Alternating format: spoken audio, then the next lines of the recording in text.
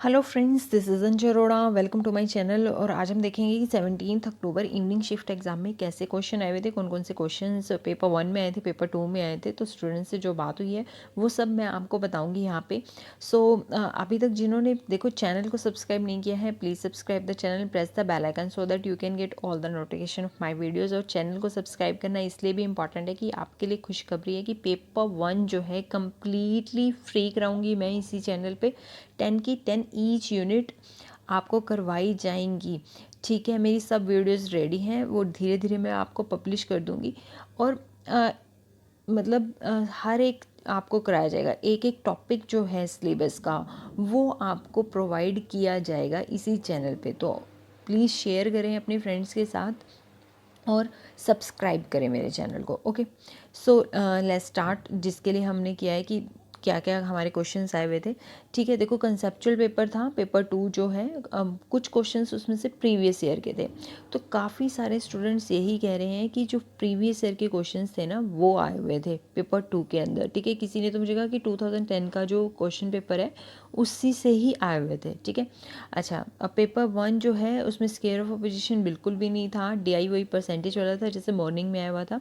ठीक है, सिंपल था, RC भी सिंपल थी और प्रॉफिट एंड लॉस के सर्शन में से क्वेश्चन आए हुए थे। ओके, अब देखो उसके बाद गोइंग इन कमिंग अनाउंसमेंट जो होती हैं ट्रेन्स की, वो किस टाइप के कम्युनिकेशन बैरियर हैं ये पूछा हुआ था। और ऑप्शन में था ऑर्गेनाइजेशनल, पब्लिक। तो वो देखो ऑप्शंस यहाँ पे देखा जाए तो पब्लिक लग रहा है, बाकी क्वेश्चन को पूरा फ्रेम होता है जो उससे देखने से पता चलेगा। एक क्वेश्चन देखो आया हुआ था कि क्लॉक में जो ये है हमारा, ठीक है, 5:15, ये किस तरह का एंगल बनाता है।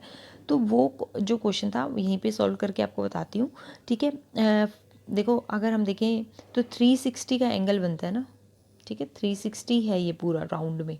ठीक है, तो अगर हम उस हिसाब से करें तो 5 आवर्स 15 मिनट्स, ठीक है, 5 आवर्स जो 15 मिनट्स है तो उसका कितना एंगल बनेगा। अगर इसको हम जैसे मिक्स फ्रैक्शन में कर देंगे तो ये हमारा जाएगा 21/4 आवर्स। ठीक है, और फिर उसको हम 360 से करेंगे तो हमारा आ जाएगा 157.5। बट जो ये हमारा एंगल है ना, ये पूरा का पूरा तो 157.5 बना।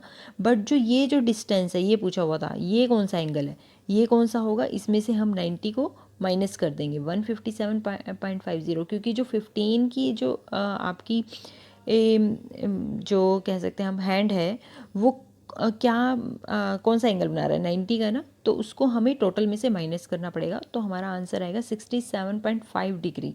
ठीक है, तो ये राइट आंसर था इसका। एक स्पीड वाला मेमोरी वाला क्वेश्चन आया हुआ था जो हम ऑलमोस्ट आता है। ठीक है, वही मेमोरी वाला क्वेश्चन आया हुआ था। ठीक है,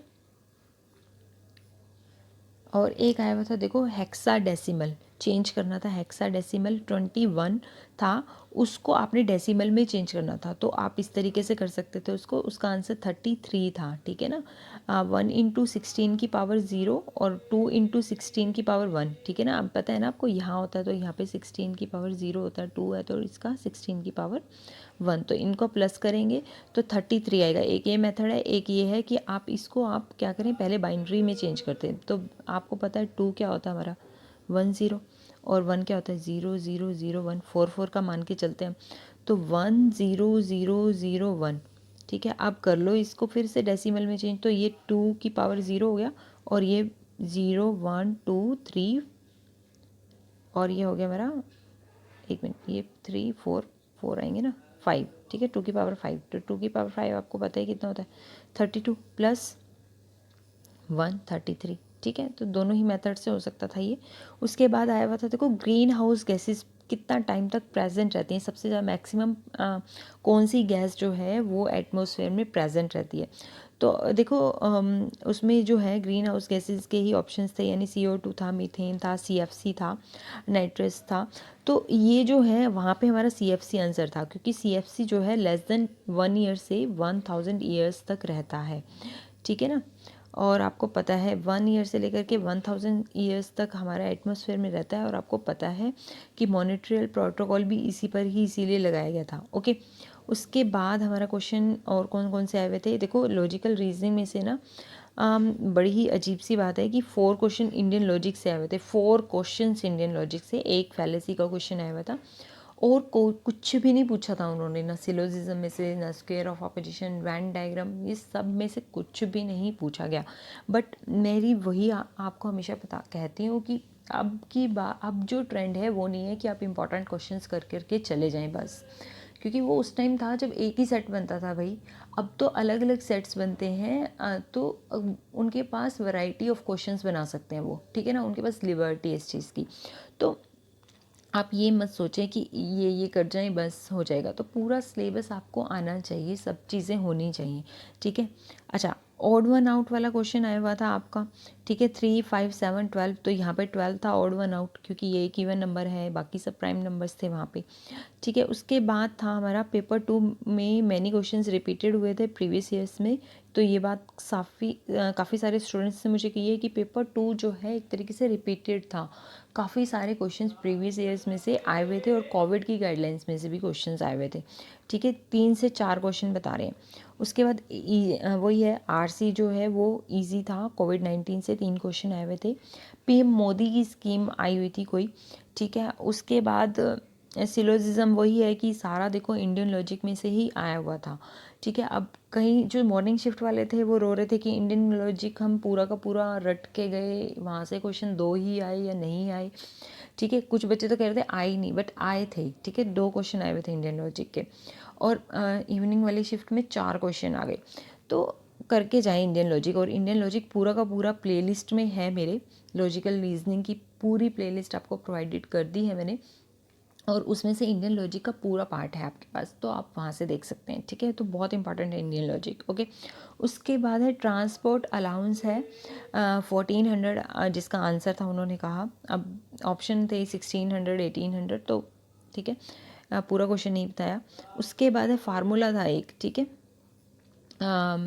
ये वाला, ठीक है, mode is equal to 3 median 2 mean वाला, यानी कि सिंपल डायरेक्ट क्वेश्चन आए हुए थे, ठीक है। गुड्स ऑफ फिट वाला था, जैसे काई स्केयर्स है वो, सम ऑफ पॉइजन डिस्ट्रीब्यूशन में से क्वेश्चन था। तो ये सब इजी वाले क्वेश्चन थे, जो कि बिल्कुल डायरेक्ट पूछे हुए थे, ठीक है। तो अगर हम लेवल देखें तो मॉडरेट था लेवल, मॉर्निंग एंड इवनिंग दोनों में ही एक ईजी टू मॉडरेट लेवल रहा है, ऐसा कुछ भी डिफ़िकल्ट नहीं आया था। तो आप ये सोच के चलना कि कट ऑफ हाई रहेगा, क्योंकि वो बच्चे जो पहले सिर्फ देखने के लिए जाते थे, सिर्फ ये सोच कर जाते थे कि भाई हम तो सिर्फ एग्ज़ाम देने जा रहे हैं, तो वो स्टूडेंट्स भी एग्ज़ाम देने नहीं गए हैं, जो फुली प्रिपेयर्ड थे, कुछ प्रिपेयर्ड थे, वही देने गए हैं। तो आप लगा के चलना, कट ऑफ हाई रहेगा, okay. So that is all for this video, and अगर आपको वीडियो अच्छी लगी तो please like, share and comment ज़रूर कीजिएगा, ठीक है। We will meet in the next video, till then stay blessed, keep study, okay.